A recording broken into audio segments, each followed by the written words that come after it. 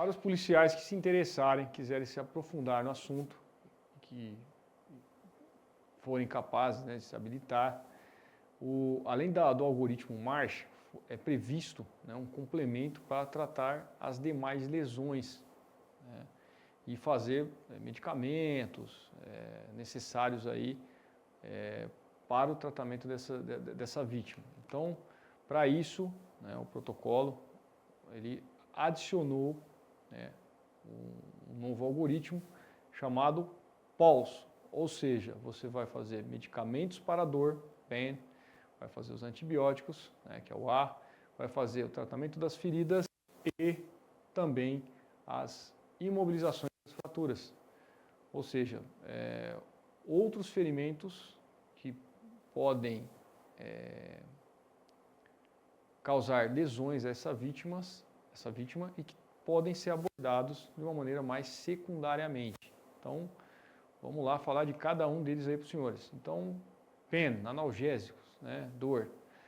Então, inicialmente, o analgésico escolhido para dor, classificado como leve ou moderada, ou seja, aquela vítima que está consciente, que está cooperativa e que colocou um torniquete, por exemplo. Então, a primeira opção aí seria um analgésico mais leve, por via oral. Então, o que eu tenho de indicação aí como diretriz aí do protocolo dentro dos guidelines do TC3? Então, a gente administraria para ele um paracetamol de 500 gramas aí, VO de 8 em 8 horas, ou então um meloxicam, né, de 15 miligramas uma vez ao dia. Então, paracetamol, lá nos Estados Unidos a apresentação é um pouquinho diferente, chega a 650 miligramas, né, tem uma absorção um pouquinho diferente. Aqui no Brasil nossa apresentação é de 500 a 750, então depende do medicamento, você administraria um comprimido para ele. E o meloxicam, a apresentação é a mesma, né, lá nos Estados Unidos eles chamam de Mobic, aqui no Brasil o meloxicam, é um anti-inflamatório e analgésico. Então, a escolha dele, né, é por conta de que a justificativa é que por conta de que ele não interfere na aderência plaquetária e, consequentemente, você não vai ter problemas de coagulação, porque a plaqueta, teoricamente, é a primeira célula ali a se aderir e começar a cascata. Então, esses dois medicamentos foram escolhidos aí como uma primeira opção para essa dor leve a moderada. Agora, para aquelas vítimas, né, que tem uma dor mais importante, uma dor moderada severa, que não resolveu com os dois primeiros e que ainda tem capacidade, né, de receber esse medicamento por uma via transoral, assim, vamos colocar, uma via oral ainda, a gente pode, o americano tem no seu guideline, né, o fentanil transmucosa oral. Ele é uma espécie de um pirulito, né, que em vítimas que não tenham choque ou instabilidade, dificuldade respiratória, você pode administrar, né, essa pastilha colocando entre a gengiva e a bochecha. E ali essa pastilha ela vai ser absorvida, né, pela mucosa e ela vai promovendo a analgesia da vítima, como os senhores podem ver, esse operacional utilizando o medicamento. Então, a orientação é que você prenda no dedo do operacional, né, e coloque entre a bochecha e a gengiva e ele faça uso desse medicamento, né, e se caso houver algum rebaixamento do nível de consciência, né, ele, ao cair a cabeça, automaticamente pode cair o medicamento também, né, e o medicamento pararia de fazer o efeito, porque a gente sabe que em campo é difícil a gente ficar monitorando constantemente essa vítima. Então, seria uma possibilidade de colocar, né, esse equipamento dessa forma, esse medicamento dessa forma. Outras sugestões, né, preso ao uniforme, ao fardamento com uma maneira esticada, tal, porque ele, né, caso estique a cabeça, ficar sonolento, ele fique preso ao fardamento e saia da mucosa, para de fazer o seu efeito. Enfim, o melhor seria a gente poder administrar esse medicamento e reavaliar sempre. Aqui no Brasil nós sabemos que essa apresentação ela não é possível, né? A gente não tem, então fica mais restrito mesmo ao guideline americano, né? A gente saber que ela existe e que é uma possibilidade de ser utilizada. Atualmente, né, o que é muito utilizado, inclusive aqui no nosso país, né, tanto no ambiente tático como no ambiente do PH civil, que veio com bastante, vamos colocar assim, força e bastante recomendação, foi esse medicamento que os senhores estão vendo aí, que é a ketamina. A ketamina é usada para dores moderadas, severas, né, graves, onde o ferido tenha ou não estabilidade hemodinâmica. Então é um medicamento bastante seguro, então ele pode ser utilizado inclusive em vítimas que têm choque, né, e que também tenha problemas ventilatórios. Então a dose recomendada está ali na tela, igual vocês estão vendo, intramuscular de 50 a 100, endovenosa de 20 a 30, você pode repetir esses medicamentos se for intramuscular a cada 30 minutos, se for endovenoso a cada 20, né, a absorção dele é mais rápida. E o critério de parar esse medicamento é quando a pessoa desenvolve, né, o que nós chamamos de nistagmo.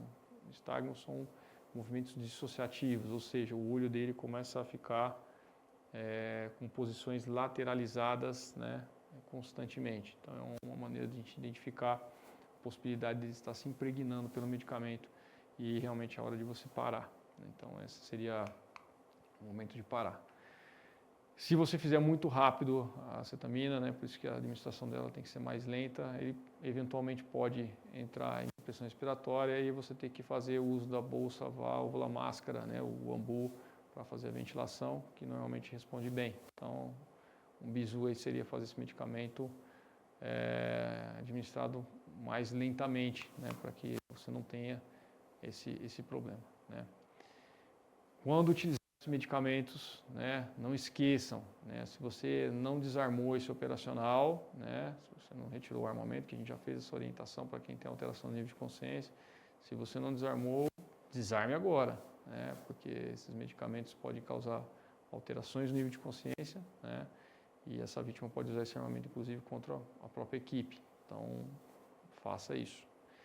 É um método que você consegue avaliar rapidamente, é o método AVDI, né? Então, pessoa alerta, pessoa com resposta verbal, resposta à dor e inconsciente. Se de repente a pessoa estava alerta e ela começou a ficar só com resposta à dor, é porque o medicamento está sendo para mais.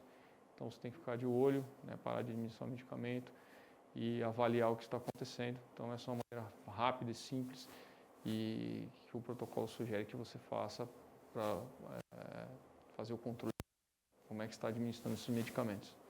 O importante é sempre a gente monitorar essa vítima de perto, né, parte ventilatória, parte circulatória, para ver se realmente esses medicamentos estão indo, né, em tudo isso. A gente vê muito em filme, né, mas a morfina foi utilizada por muito tempo, né, só que nós sabemos que a morfina ela tem um problema, né, ela não é muito segura para usar em quem tem problemas circulatórios, que tem choque, ela tende a piorar o choque, né, e a piora do choque, consequentemente, piora a situação clínica dessa vítima.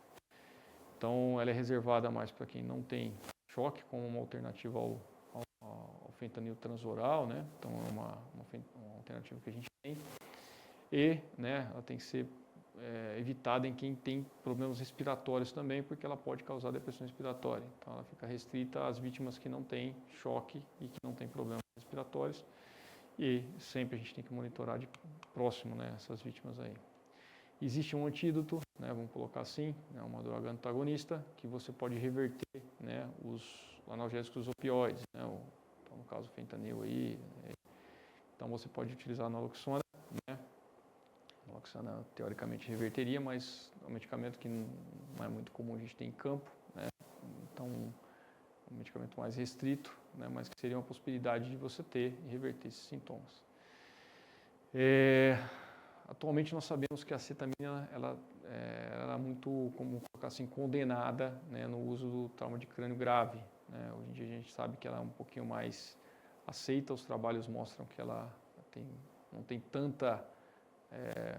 tantos malefícios assim quando o trauma de crânio grave, mas orienta que tem que ser usado com mais restrição, né, por conta de aumento de pressão intracraniana. Então seria uma recomendação aí de um pouco cuidado quando você vai usar esse medicamento aí, né. Se as respirações forem reduzidas, como eu falei, né, tanto no fentanil como no cetamina, o ideal é que você inicie, né, a ventilação com bolsa, válvula, máscara, para tentar reverter esse problema. O medicamento de uso de controle de vômitos, né, que como eu falei, o Transamin, né, o ácido tranexâmico pode dar, às vezes os opioides podem dar, então seria a dozedrona. A dozedrona pode ser administrada endovenosa, intramuscular ou intraóssea, e você pode fazer a cada 8 horas ali para poder tentar controlar esses náuseas e vômitos, né, ou evitar isso daí. E, como eu falei, sempre que você estiver usando esse tipo de medicamentos, né, medicamentos analgésicos potentes, você tem que sempre ficar em cima dessa vítima e, preferencialmente, de acordo com a sua situação tática lá, né, você conseguir reavaliar e reavaliar várias vezes essa vítima aí. Então, como recomendação, não use morfina e fentanil para quem tem choque, né, choque hipovolêmico, choque hemorrágico, desconforto respiratório, inconsciência ou traumatismo de crânio grave. Né, então, não dê morfina e fentanil para essas vítimas.